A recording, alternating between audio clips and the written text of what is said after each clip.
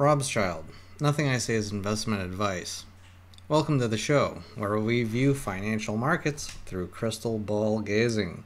J.P. Morgan once said millionaires don't need astrologers, but billionaires do. And so we begin. Today is Friday, March 15th, 2024, and for economic data coming out today, nothing of any interest.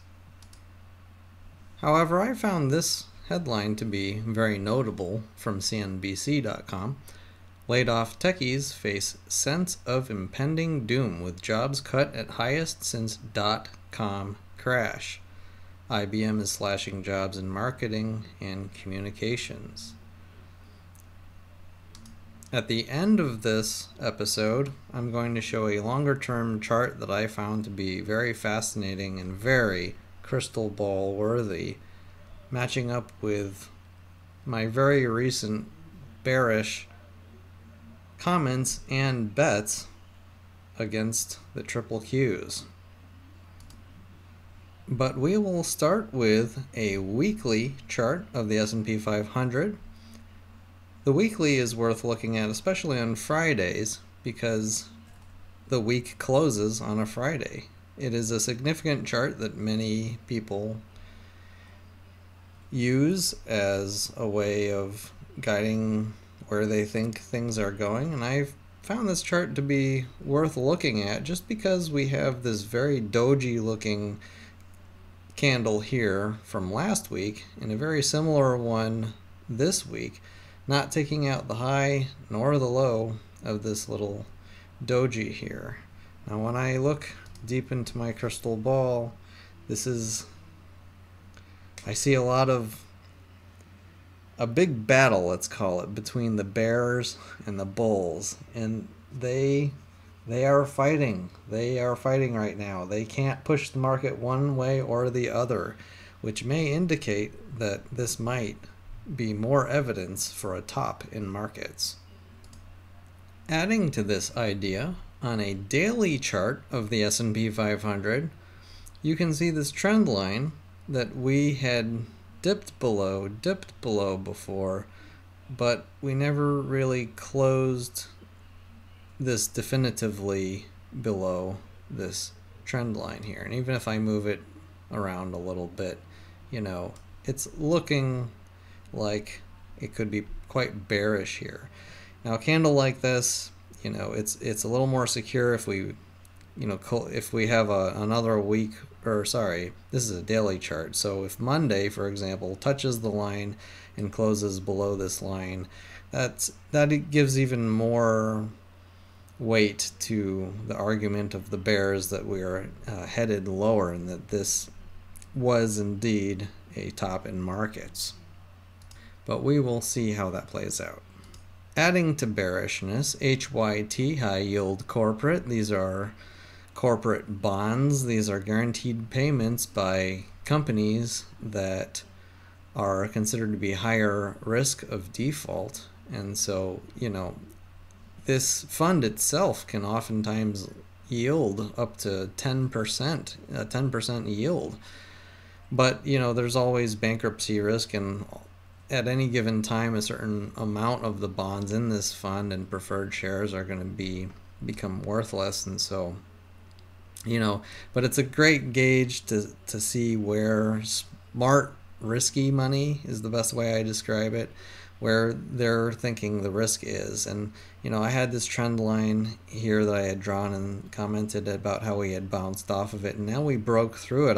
I actually said yesterday that I could imagine us breaking right through this line, and we did. However, we did close right on the line. When I look into the crystal ball next week, I think we're breaking not just through this line, I think we're breaking through this line and this line. I think we're about to get pretty bearish pretty quickly here. All the stars seem to be aligning with a lot of charts and data that I see coming in. Again, not investment advice. This is a speculation. It's a high conviction speculation for myself. I have 5% of my own portfolio in SQQQ. It's a triple leveraged bear ETF on the Qs. And I'm excited about this position. I think it's a great speculative position. Again, not investment advice, but we'll get there when we get there to the Qs at the end of the show. I wanted to point out really quick the copper market. I had said recently I was astounded by the amount of bullishness seen in this market and how that likely will lead to more bullishness, and we are seeing it continue higher. Again, this market is highly involved with China manufacturing, especially in manufacturing of electric vehicles and going green. A lot of people don't realize how much copper and silver is necessary in order for us to go green. You know, think of all the charging stations. Think of everything. You know, we're going to need a lot of copper if we're really going to be dedicated to this transition. And, you know, the ball, it has been rolling for a while, and it seems to just be rolling faster and faster. You know, it doesn't matter if you're Democrat or Republican, everybody wants the world to be saved, and people believe for now that, you know, green, anything that says it's green is a good thing. And so I'm excited about copper and silver for those reasons and many more. Next, I wanted to mention ARK K, Kathy Wood's flagship innovation ETF. I mentioned yesterday this big red candle that broke down through this line and how bearish it looked, and yes, it still looks bearish. You know, this is like small cap NASDAQ, like hyper growth, hyper innovation type stocks, and they're highly connected to interest rates, but you know, they also depend on a pretty strong economy, especially in the tech world, and tech layoffs, like you saw at the beginning of this video. Like, you know, risk is building here. This is, for me, this is just more evidence that we might be at a top in many markets. And when I say many markets, it includes Bitcoin. You know, this is a daily chart. I'm sure you've heard in the news and all about it, you know, how Bitcoin is just going higher. And, you know, on the 12th, 3 days ago, you know, this was looking pretty solid here. And then yesterday, well, I don't know what's wrong with this chart. There's a candle here for the 15th and then the 13th. I'm not sure where the 14th went, but anyway, you know, we saw this like super deep dip down, and then this you know, closing candle here that looks bearish. This looks like it's a potential top here. I mean, it doesn't look that bearish yet as far as Bitcoin goes. We could keep going higher, but for the extreme future, it doesn't look like it's just going straight up, at least, anymore. So we'll see what happens with that. Next chart I wanted to share is from investing.com. This is I usually track Fed funds futures on two websites. Sometimes they have conflicting information. I don't even know why, but I found it pretty funny. Oh, look, it changed since last I just saw it just a few minutes ago. It actually said 100% probability in March that there's no cut, and apparently we already just changed a 2% chance of a cut now. So that's interesting. And then the May meeting, it looks like also almost, you know, practically 100% chance of no cut. Now, if I'm going to be looking in my crystal ball for Fed funds futures, I think that's a little overconfident for the May meeting. There's a lot of data to come out between right now and the May meeting, and I think that I still think that there's a pretty decent chance we'll see a cut in May.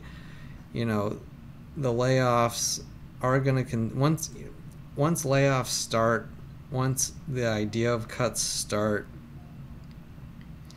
it usually doesn't stop.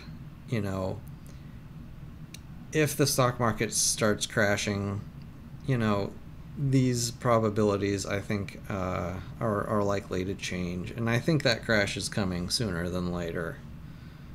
I can be wrong very easily. It's very, very easy for me to be wrong. My crystal ball, I mean, I don't have a crystal ball. Oh, I do have a crystal ball, but come on, you know. It is what it is.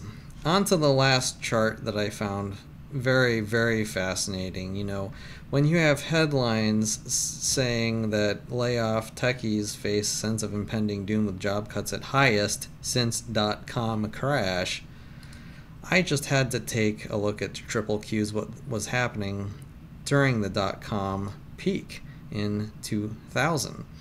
Now, if I draw a straight line from this 2000 peak and I connect it to the 2021 peak, well, guess where we are? On a weekly chart, we are now closed beneath that line. If I grow it up a little bit, we're securely below that line, as well as below this line from more recent history. This spells out to me that there is a very, very, very good chance that this is a top in markets. Now, what happened the last time we had a top in, you know, tech-heavy industry in the NASDAQ? How long did it take for people to recoup what they had invested at the top of the dot-com bubble? Well, as you can see from this line here, it appears that we didn't get to the same value in the NASDAQ until 2016. It took 16 years to get back up to the same dollar amount. And while inflation is going up, you know, you didn't really break even as far as purchasing power goes until maybe 18 or even longer after the dot-com bubble. And so are we possibly going to see that again, where almost the next 20 years we don't see any gains in a market that has an unbelievable amount of speculation? I mean, this isn't like that even hard to like figure out. I mean, there are people talking about how, you know, this isn't a bubble because AI is real. Okay, well, I don't care if AI is real. The internet was real too in the dot-com bubble. But my question is, okay, how much is it worth? How much will people pay for it? There's a lot of companies in this space. There's a lot of people using AI. I am using AI on a daily basis for emails, for work things, for organizing my stuff. It saves me countless hours of work. And it costs me nothing. I'm not paying a dime for this. You know, how much, you know, profits are companies going to be getting from AI? I don't know, and I don't care. All I know is that there's a heck of a lot of speculative value that isn't proven.